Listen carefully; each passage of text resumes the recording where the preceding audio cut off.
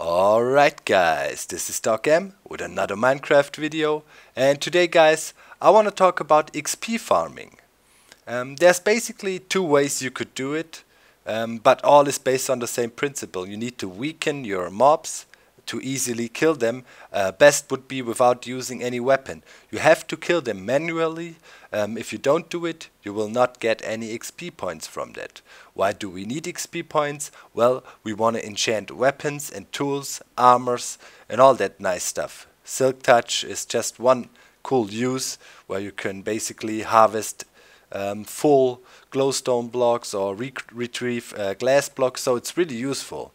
On the left side you can see one of ESO's standard mob traps with half slabs and a too high ceiling clearance to prevent enderman and spider spawns. And on the right side this is a waterless design. It's a 3 high ceiling clearance. You can see some enderman in there, and we also use half slabs to prevent spiders from spawn because we don't need them or don't want them in that kind of setup if we want to produce XP points like this. The principle is very simple. We need to weaken the mobs and then one-shot kill them, basically. So let's have a quick look. I will go to survival mode and will demonstrate both setups, and for sure there will be a download for this world. Check out the video description for a link and you can do some tests yourselves and see how everything works. Okay guys, so let's have a look. This setup is not ideal because the area I collect my loot is directly on top of my spawning pads, and that is bad because I'm very close. I should be up there. So the best way to do it would be to make your water channel longer and drop your mobs a bit further off, or go really far up, go up about 40 blocks from your spawning grounds, and keep in mind you normally have that underground.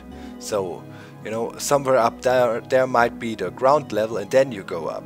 So still it will work because it's big enough. If I stand in this corner here, we should be able to build up a nice load of mobs, and you can see it's swimming up. Right now we have a 22 block drop, and that is good enough to sometimes kill them, but in 80% of the cases they survive the drop.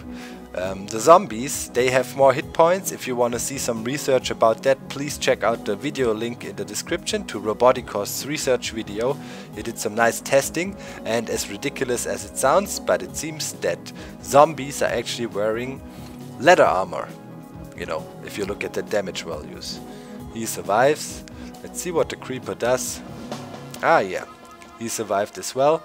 So you see it's working, and those mobs are really heavily weakened. The zombies, they are not able to be one-shot killed.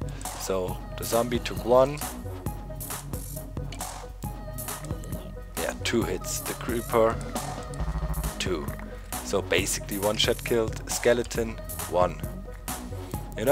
And what you basically do, you saw I did hit them with the glass. You can do it with your bare fist, with whatever. You don't even have to use a weapon. So you just weaken them by drop damage. You have to test it out a bit, balance it out a bit. 22, 23 blocks, that should be your butter zone. On the other side here we got the alternative way to do it for the bird cage. It's a little bit more complicated, but basically the same. You weaken the mobs and thus make it easier to get the XP. The setup we have here is a crusher setup. You can see as soon as the mobs fall down, they get crushed. You basically just walk up here and try to get a blow in, like a cheap shot. The mobs are weakened and the crushers do the main work for you, and you just go in there and try to get some shots in. It's not working 100%. Sometimes you miss and you can't really see the mobs. You have to test out where to stand best. But as soon as you get one shot in, you basically tag the mob. Now attack this creeper and I will get the XP when he's dead. No, I didn't hit him. Let's see, I need to... I think I tagged this skeleton. Just left click a bit. Yeah, there we go. So it takes some some practice. As you see, it's not that easy, but it's also a way to do it. And well, you get the ender pearls from it, you know. So yeah, this would be a compromise you would have to go for. You can easily grab all the loot. You can redesign it a bit if you want. You know, this is just to demonstrate the principle. Some loot can be lost back there, but it's not a biggie. I think you can even pick it up from here. Let me quickly show you how this is done. A principle, or you can replicate it, the idea at least. Well, here are the pressure plates, and we got the repeaters, and the repeaters basically power those two blocks here, this one and that one, and the sticky pistons with the crusher block sit right on top. And then we got the line coming out from here, going up with a little delay, you can see that here, and powering this side.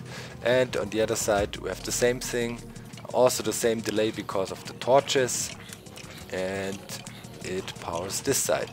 So you basically stand here, grab your loot, but also are able, if you want, to farm some XP. But as I said, it's not as effective as the other setup. So see, it's a bit annoying, you have to click a lot, but it's working. And you take damage from somewhere, obviously, if you're too close. I know, I'm hungry. I'm hungry! So let's eat some rotten zombie meat and get sick. And have a look at the other setup. So we have a direct comparison. Get something to eat. Even if it's poison. Doesn't matter.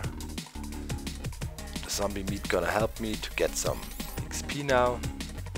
So this is the other setup. We got a decent pile of mobs collected there. And you basically just stand there. Make sure you know you're not too close. If you get too close, a skeleton might see you and then you will be lost. So let's maybe have 2 blocks between you and the mobs. And as you can see, I used some obsidian just to make sure you don't break any glass. And then basically you just stand there.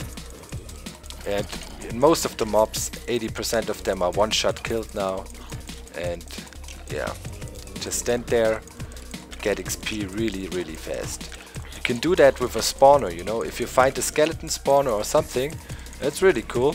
You just build a little mob elevator around the thing, you stand right on top of the spawner, and this is basically where your drop is, and you collect it. For this setup, as I said, is if you have a normal trap, you have to make sure you're at least 24 blocks away from your spawning pads to make your drop zone.